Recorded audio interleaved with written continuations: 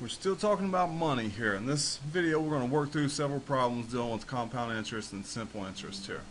So, again, I forgot to flip my computer around, so let me do that.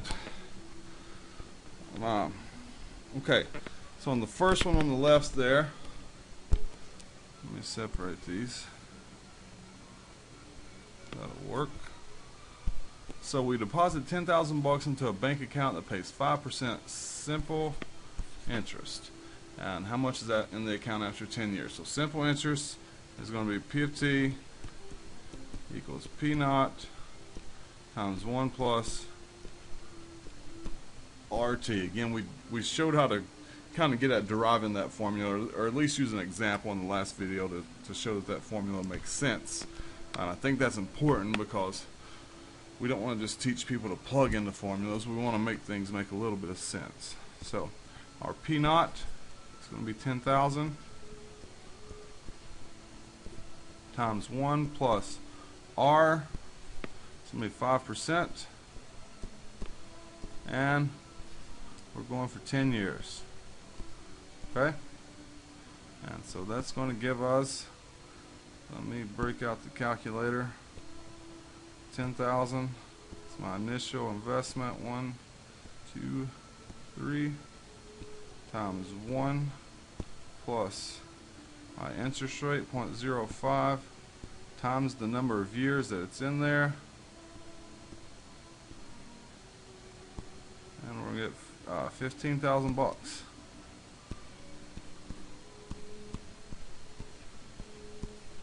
Alright, so at 5%, 10 years, simple interest, we gained $5,000.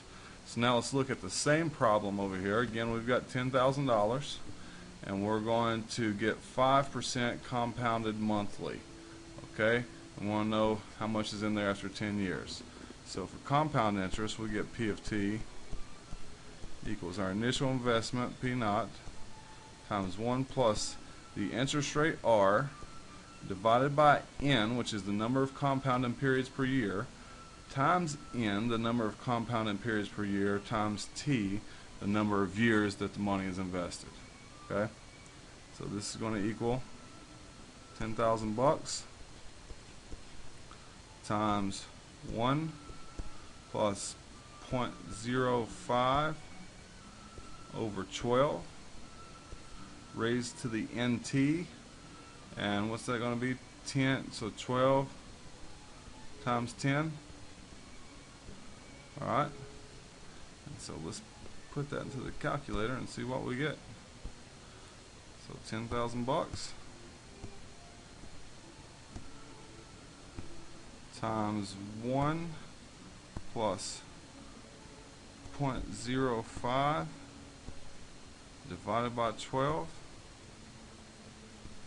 raised to the 12 times 10 is 120. But let me make sure, anytime you raise something with the caret, put it in the parentheses, and you can just put in 12 times 10 if you want.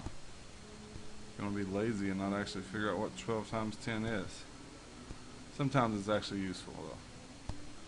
So we get 16,470 and 9 cents. 16,470 and 9 cents. Alright, so you see there at compounded monthly, we earned what, an extra almost 1,500 bucks over this 10 years. So that's because when you're compounding, you earn interest on your interest. Here you earned interest every year on your interest. Here, the only thing you ever earned interest on yearly was the initial investment of 10,000 bucks. Okay? Let's go to another problem. How much should you invest into an account that pays 5% compounded monthly if you need 12,000 in 7 years? You have some type of goal and you want to invest. You know you can get 5% compounded monthly. You know you need 12,000 in 7 years. How much do you need to invest? So these problems come up a lot. Compounded formula equals initial investment times 1 plus R over N raised to NT. Okay? And for us, we know that we know that our goal here, that goal We do that in green. That goal is $12,000. And we don't know P naught. We don't know our initial investment. 1 plus. We know R is 0.05. We know N. We're compounding monthly, so N is 12. And NT is going to be 7 years.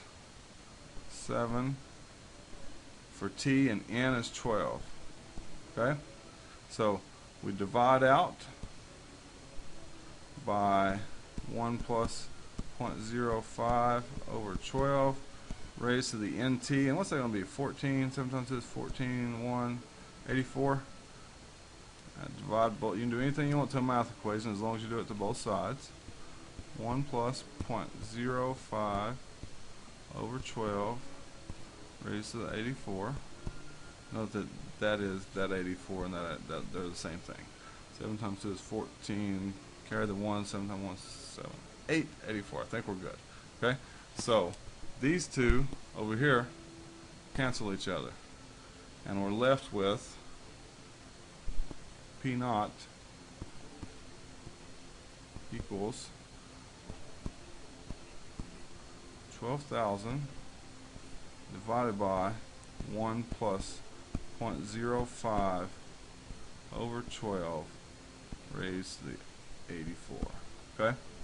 Now the hard thing is getting all that into your calculator, and without, getting it all in there at once, without rounding at any time. So let's get that entire thing into my calculator. 12,000. I'm going to divide by and put everything in a parentheses. Put all of your you have to put all of your numerator and denominator into a parentheses. If you don't, you're not going to get the right answer. So I'm going to put a second parentheses because I know I'm going to be raising that raised to the 84. So I'm going to say 1 plus 0.05 divided by 12